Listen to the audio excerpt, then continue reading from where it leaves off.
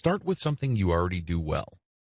The title of this video should be, at the risk of sounding grammatically incorrect and sending the wrong signal, start with something you already do well enough. The point is, you don't have to be the very best in whatever you're doing.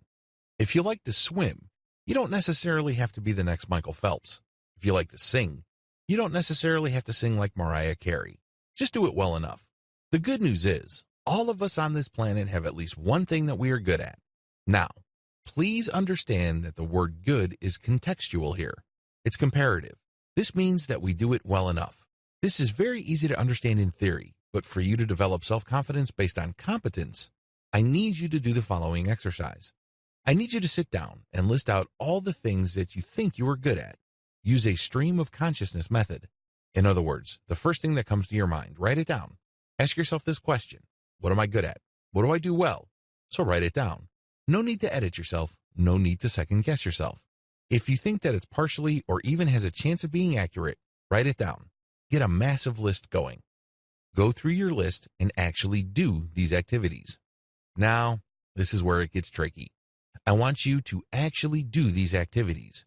It will probably take some time. It's very important that there are other people giving you some sort of assessment. Maybe they're clapping their hands. Maybe they're looking at you. Maybe they're raising their hands. Whatever the case may be, there has to be some sort of objective feedback. These are your results. Ideally, you should be getting a grade, or you should be getting money. Whatever you do, there has to be some sort of feedback mechanism. This is not just you sitting down by yourself and chuckling about the idea that you're good at Fortnite. There has to be some sort of objective standard out there. Again, you're not expecting yourself to be the very best or a world-class standard. There just has to be some sort of measurement of external results. Write down these results and rank them.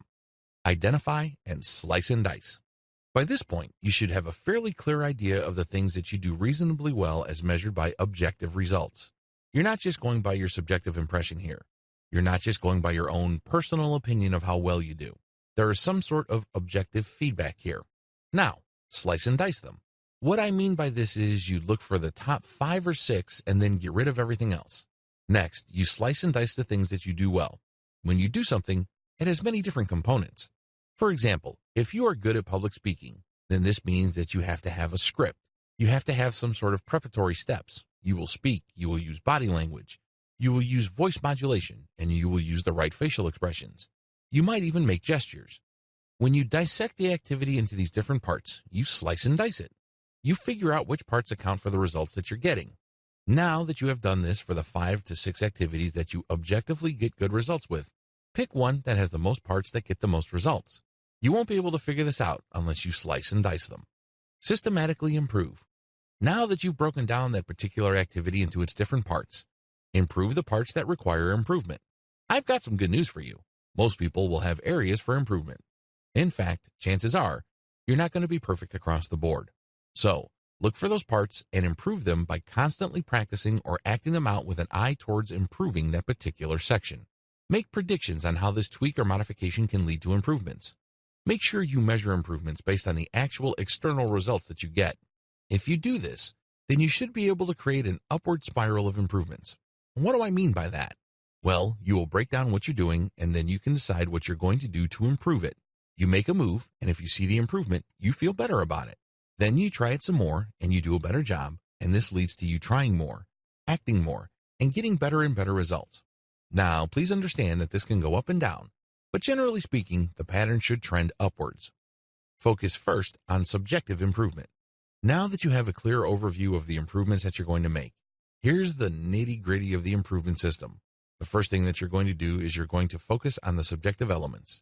You have to have a positive view of the results that you're getting. Deep down inside, you're thinking that you are making an improvement.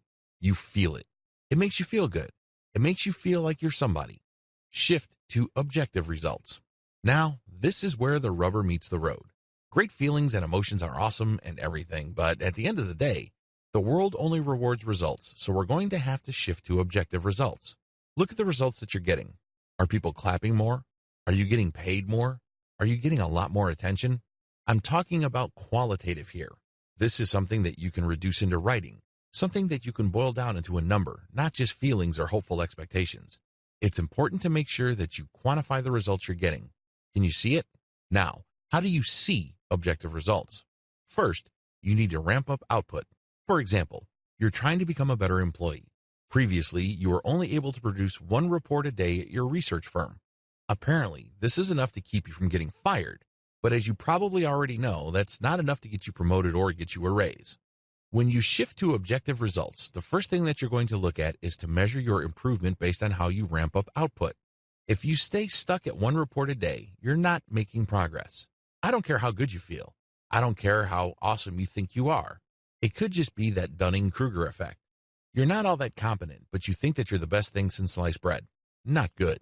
You must be able to show these objective results. The first hurdle that you're going to have to clear is output. You know you're going in the right direction if you are now cranking out 2 research reports. Congratulations, you've made a 100% improvement. But don't stop there. See if you can hit 3, then 4, then 5. I know it sounds like a tall order, but let's get real here. If you were to boil down all actual productive work you do in the span of an 8-hour workday, chances are you're clocking it at maybe 1 hour if you're lucky. The rest is basically checking emails, social media updates, talking to people at the water cooler, you name it. There is definitely a lot of space and resources to work with if you choose to be completely honest with yourself. So 5 reports per day may not be asking for too much if you're going to fully apply yourself. That's the first hurdle. You're going to shift to objective results in terms of output. That's the first way you know you are making progress. Keep hitting output. See it scale up. Next, you have to scale up quality. I'm telling you, crap times 1 million is still crap. Crap is not going to get you that corner office. It's not going to get you a substantial raise. It's not going to get you much respect. If you duplicate something that isn't very good millions of times over, people are not going to be all that happy. So scale up quality. You are already scaling up output. You must scale up quality. When you pair this up with subjective improvement, your feelings about what you're doing improve as well. It becomes clear to you that you are making progress, and this gives you an objective basis for competence. You're not just feeling this. You're not just imagining this. This is real.